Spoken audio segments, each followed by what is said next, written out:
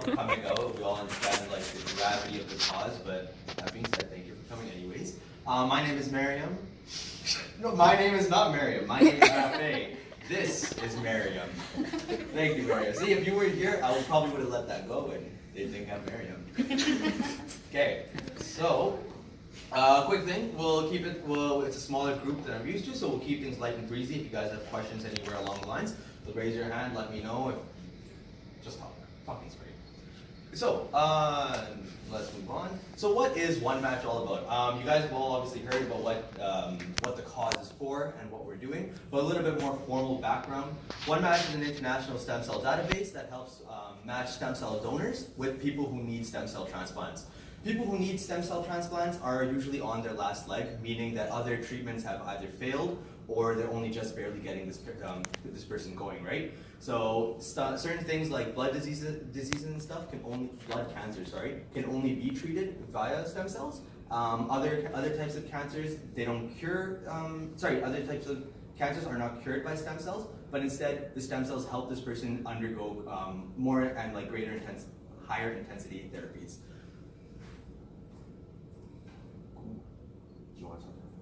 Okay, so there's two different procedures that you can undergo if you're a donor. So this one is a peripheral blood stem cell donation. So a couple of days leading up to the actual procedure, you're going to be given daily injections that increase the amount of stem cells in your blood. And then on the day of, the procedure itself is called apheresis. So basically, if you go to the next picture, you'll see it's basically one needle in one arm. They take the blood out and they spin it through the apheresis machine. The stem cells come out and then they put the rest of the blood back into the other arm. So this procedure is pretty lengthy. It can be up to 6 hours. And there isn't any major pain involved. The main thing that they say is sometimes people get cold, and that's why you see the ladies wearing a blanket. But yeah. And this is 90% of the time it's done this way? This is the most common procedure they do. As we were discussing before, I don't know if you guys heard, but for the other procedure, which is the bone marrow transplant, that is only done normally when you're matched with a pediatric patient. So this procedure is the most common. Sweet. The other method, as Miriam talked about, is extraction through bone marrow. How the extraction through bone marrow works, as I'm sure you've probably heard or seen through media or cartoons, is that big needle in your spine cell, and they extract that.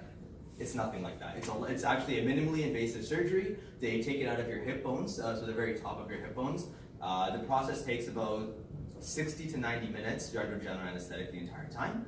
Once that's been extracted, the pain is often compared to falling on ice. And we live in Edmonton, so I'm sure we've all experienced what it's like to slip on ice and be sore for a little while, right? So there's definitely a lot of stigma against stem cell donations because people think what we usually do with this method is take it out of the spine cell, spine, but it's not like that at all. This is what it looks like. Bone marrow is taken from the hip bones, not the spine, and everything we talked about from there. So yeah, a little bit more about what diseases are treated with stem cells. I talked about it slightly before. Lymphomas, leukemias, aplastic anemias, different types of blood diseases, and metabolic diseases. These bottom two can actually be cured directly through stem cell donations. However, some of the other cancers actually require, as I said before, instead of curing the disease, they help treat it and allow for other treatments allow the patient to undergo other treatments as well. Sure.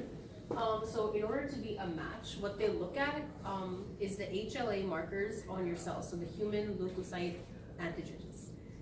So basically, you need about a 10 out of 10 match in order for it to be a perfect match.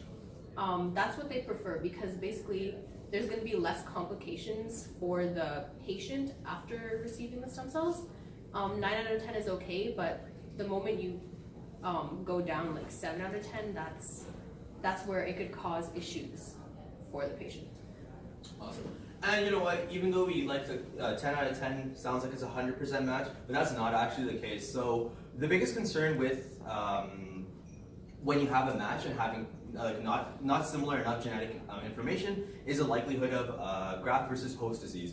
graft versus host disease is not just one thing, but it's actually a broad range of complications that the person can acquire after their transplant. Even with a 10 out of 10 match, but like there's still a chance that they're going to develop some kind of condition that they'll have to deal with for the rest of their life. When you get to something like 8 out of 10, as Miriam said, it's very unlikely that the transplant would be successful. Is there a matching donor for every patient who needs a transplant? Theoretically, yes, because genetic information is bound to repeat once in a while, right? That being said, there's something like over 7 billion people in the world. We definitely do not have anywhere near that number in the database. The database is even smaller. Another big thing is that a big ethnic background plays a really big role in the kind of HLA markers that you have on your stem cells. And the issue then becomes that the database is not as accurately reflective of the type of patients that need transplants. What that means is that right now we're at about 72% of the database is of Caucasian ethnicity. So if you're a Caucasian patient that needs a transplant, you're in luck. Nearly like the entire database just has so many Caucasian members, it's a lot more likely for you to get a match. If you're a minority group, that the likelihood of getting a match through one match is decreased even more. If you're a mixed minority, that's when things get really tricky. If you're a mixed minority, that means the person that you're getting your transplant from also has to be from that same unique combination of ethnicities. For example, I knew someone who was, I believe it was Russian and Arab, and this person needed a transplant. And as you can imagine, that's a very, very unique combination. And I'm not sure if we had that kind of representation in the database. So this is it. This is slightly outdated. I believe this was in 2014. So I'm glad to say that in about 4 years, we have changed that number from 75% to 72%. Big difference. I'm being slightly sarcastic, but it is a change. But we want to encourage more change, and that's why the United Asia event is being hosted. Okay, so this is super important when people come in. In order to even sign up, they need to be between the ages of 17 and 35. Super important. They need to be in general good health. And they also need to be willing to help all patients. So especially when we're doing big patient campaigns, a lot of them come in thinking, oh, I want to donate stem cells to this one person. It's important for them to remember that they could get matched with anybody. So they need to be willing to donate to anybody. And the last one is they need valid provincial healthcare coverage.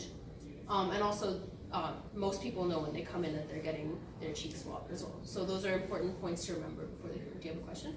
Are they, if they do match with someone, are they obligated to, they have to say yes? Yeah. So if is this a commitment when they get tested? Yeah, so when people come in, you need to make sure that they're ready, they really want to donate.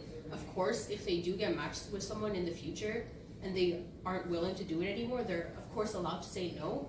But as you can tell, that would be really bad for the patient to find out they have a match and then not get it, especially when if the person says yes to it and they're like, okay, I'm gonna go through with this, what happens is the patient gets intensive chemotherapy, and it basically leaves them in a state where they could get sick very, very easily, and it's super, super dangerous for them. So if they pull out last minute, then they just completely ruin the patient's chance, right? So yes, they can say no, but just make sure that when people come in that they seem like they're very, very committed. Does that answer your question? Yeah. Yeah. It also, Yeah. It's not like this is the end all be all. Yeah. You can literally say no at any time in the process. Yeah. But as Miriam said, we just want to make sure they really want to do it. Yeah. So Yeah. if someone's sitting on the fence, if they're like, Yeah. No, Then don't. Just Yeah. don't even bother. You Yeah. can let them know to come back later. We Yeah. have events like this all the time. They Yeah. can come into the clinic. And thank them, of course, if they're interested in doing it. But that being said, if they're not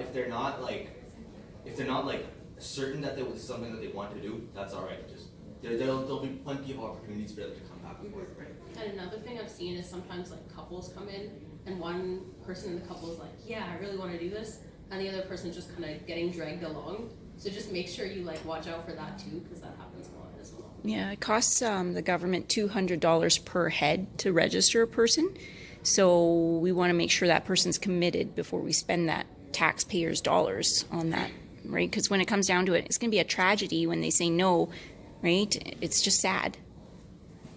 You've also actually raised a really good point.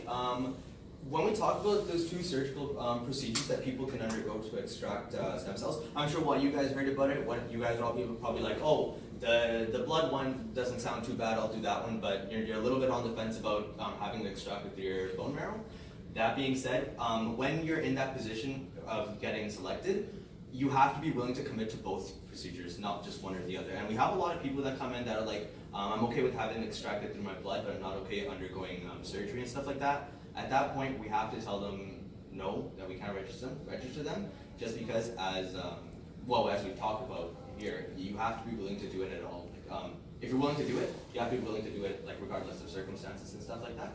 And for the same reason before, if they say no because they decide that they don't want to do one certain surgical procedure, it gets really complicated. Yeah, you can educate them and tell them that usually only like 10% of the time it needs to be done by bone marrow, and usually that's when you match with a pediatric, because pediatrics don't, babies and children don't give out as much of the stem cells into the blood, so they have to take it from the bone marrow. But when you're a normal size adult, normally you'll give enough.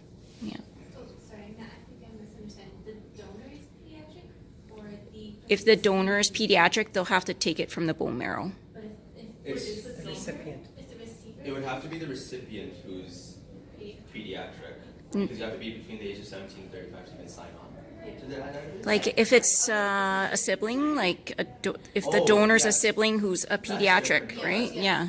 That's different though, right? Because that's not the same procedure as they undergo through with one match. Well, because it's overseen by a different organization. Right? You know what I mean? Okay. Because let's say you were a child, that's something that your parents would have had to decide whether or not you were. Oh, for my brother? In, right? Yeah. But Okay. we can't have we won't be having. Yeah, we children won't. coming in to sign up. Yeah. If that makes sense, right? Yeah. Great. Sweet. With these pre-screening questions, we also like to call them the Big Four. Even though we've got people coming in, they may not know the nuances of the system. They're going to be coming in with a totally different variety of knowledge. It's very important that you ask these 4 questions explicitly. Even if you think someone, I know there's a whole stigma surrounding, you don't want to ask people how old they are or something like that. There's a joke that you never ask a lady how old she is. In this case, we're going to forego being a gentleman in that sense and just explicitly ask them that it's between the age of 17 and 35. Good general health. There are a little bit of nuances to this that people get kind of confused about. Good general health means that they're walking, talking, they've come out to the event, they are in good general health. If they have certain conditions on their own, such as MS, if they have any variety of STIs, anything like that, as long as they're actually able to be at the event and they're walking, talking, breathing, and stuff like that, that means they're good to go. Later on in the forms, it asks about your medical history, and at that point, you indicate any ongoing conditions that you have that the recipient thinks would be of concern, and so that's when that conversation happens. Does that make sense? Yep. Sweet. If the person says no to any of those 4 big questions, there's other ways that they can help. Blood donations, which will also have a stand at the event, encouraging people to donate blood. And so once you've got someone, they've donated their stem cells, encourage them to go check out that section as well, because that's also important, right? Volunteering, so like Mary and I, if people are interested, they can volunteer that way. That's a different conversation though. And financial gifts. We don't know much about that, being Miriam and I and all our other volunteers. If they do want to donate money, I said we just let them know they can come to the clinic and talk to them about that. I'll mention too that I'll be at the door, and so I'll be filtering people as they come in anyway. So I'll be asking them the 4 questions before I even direct them to a table for you guys to swab. So as they come in, I'll be asking them the big 4 questions. So if they pass me, usually they're pretty good. But if they get past and you guys kind of suspect that maybe they're over 35 or something, then ask again or something. We also don't there's different levels of traffic that'll happen around middays when things really pick up. And for some reason also picks up at the very end of the event. I don't know why people will come in at 6 p.m. But you know what? They come in and that's what matters. That being said, so Susan will not be able to obviously get everyone. So just keep an eye out for traffic. If it's pretty slow, as Susan said, thank you Susan for asking beforehand. And then we can assume that you guys don't need to ask those 4 questions, but keep that in mind. Oh, I just skipped that. informed consent. Go ahead. Okay, this is sort of what we were trying to get at before, but when you ask those questions, Susan lost them, but you can too. And also just that they know the procedures and that they're willing to do both of them. The reason this is important is because, like I said, if they get a call down the road and they're like, oh, I don't actually want to do this anymore, that's kind of catastrophic for the patient. So it's super, super important that they know what they're signing up for, and also it's the law for them to know. Right. Yeah. So what we're going to actually be doing at the event, once you've asked them those 4 preliminary questions, and they say that they're interested, we're gonna there's going to be one of these flyers at each of the tables. I'll pass that along, and you guys can check it out. This form will generally answer a lot of the questions that they'll have, and it's very important that they read this before going on with the process. So once you've asked those 4 questions, ask them to read the pamphlet. Once they're done reading the pamphlet, you can then you ask them again if they're still interested in going on with the process. If they say yes, excellent. If they have any questions, ask one of the other volunteers that are going to be there. So we'll have a team of people who will volunteer with the One Match Committee over here, and so they'll be happy to answer any questions that you guys have as volunteers, or that the potential recipient might have regarding the process. Does that make sense?